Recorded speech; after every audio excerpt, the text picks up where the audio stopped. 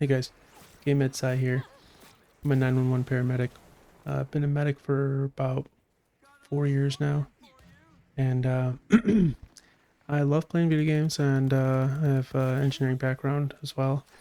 And so I just kind of all around curious about sciencey stuff, and I just wanted to have an impromptu, no, you know, script videos talking about random stuff I like. So one of the things that I really freaking love, and I love that Cyberpunk fleshes out a little bit, and most of what they talk about, or most of what they provide, makes sense. Is the cyberware, like the way it works, would kind of make sense if you attempted to make it in real life. And I just thought it's such a cool concept in video games and just fantasy in general that it's just worth talking about, exploring deeper. So I found this at the Cyberpunk wiki under Fextra Life, and yeah, I just wanted to kind of go through a couple of the ones I really like and just talk about like how they would actually work in real life. There's certain medications that we give in the ambulance that would kind of mimic this temporarily, based on like certain medical conditions, but it would just be really cool to talk about from a different perspective.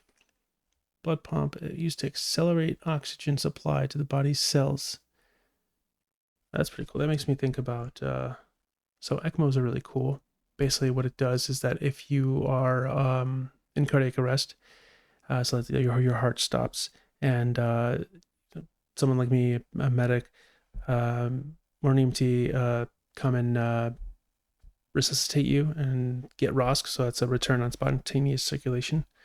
So that means, we performed enough interventions and breathing for you that we got your heart pumping again. Um, means we're providing the mechanism back to pumping oxygen throughout your body. If we have to continuously resuscitate you, so like you go back into cardiac arrest, because when you come out of cardiac arrest after we resuscitate you, your body's in a really weak state, right? It was off, and we just basically essentially started it back up. We've dumped a lot of medications. Blood pump, it accelerates the oxygen supply to the body cells to the organs. So if your heart and everything else is pumping really hard, then it requires more oxygen. Well, this gives you more oxygen. This would be used in conjunction with like something else, right? This would be used in conjunction with adrenaline booster, right? You wouldn't just use it with the blood pump to deliver more oxygen, because then you would just basically be increasing your endurance to like run or like fight, but you would be relying mostly on your endogenous or your the naturally produced adrenaline.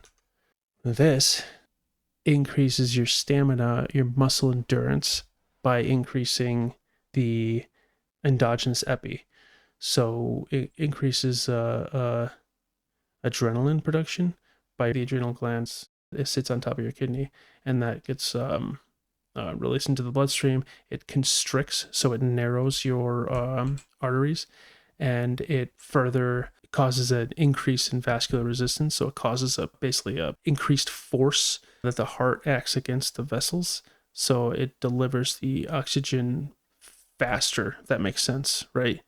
So if you think about like a jet propulsion, the back part narrows, and it causes that increased propulsion that it causes it to go faster. But because it's going faster, you're using more fuel, so you're using more epinephrine. So what this does, I'm going to open that back up because I didn't talk about ECMO. I'm going to talk about that in a little bit.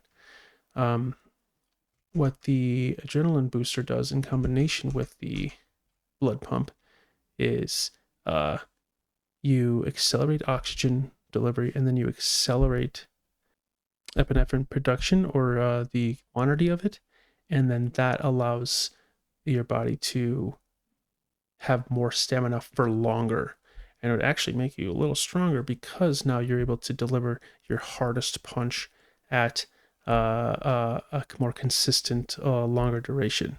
I wanted to talk a little bit about ECMO, because I feel like that kind of contextualizes what the blood pump is. It takes your blood and it oxygenates it. So if you are in if you continuously go into cardiac arrest, we have to keep pumping all this blood into you, all this drugs, all this stuff. Well, this kind of helps your heart relax a little bit, rest. So your heart is not working at this point. It's not functioning. It's not beating. It's not contracting. What this essentially is doing is it is taking your deoxygenated blood, it is putting it into this machine, and what it's doing is that it's oxygenating it, so removing all of the waste, so the pyruvates and all the CO2 waste, and filtering it out, and there's an oxygen tank in here, and it's enriching it with oxygen and delivering it back into your vessels. So it looks like it's going from the subclavian to the femoral arteries, as does the inferior vena cava. So venous cannulation would be, I guess, your subclavian, or yeah, and then where it's like a PICC line, central PICC line. It's going from the superior vena cava, yeah, and then it's going to your femoral artery, which would oxygenate it, and that's going to the rest of your body. So that's kind of what the blood pump is doing, but the blood pump is really working in conjunction with your already, contracting heart. Your heart's already working. You could have this installed in your body, but that would mean you essentially wouldn't have a heart. You would just have this pumping. So I guess you wouldn't really have to worry about putting that strain on your heart, but then you would still have these organic vessels that would be put under strain because they would respond similarly to the adrenaline response.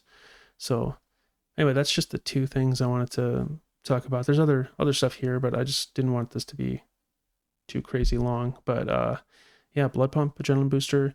Anyway, let me know if you want to see more of this, and let me know your thoughts in the comments. Yeah, and like and subscribe if you like this stuff. If not, cool, I'll try something new. All right, see you guys.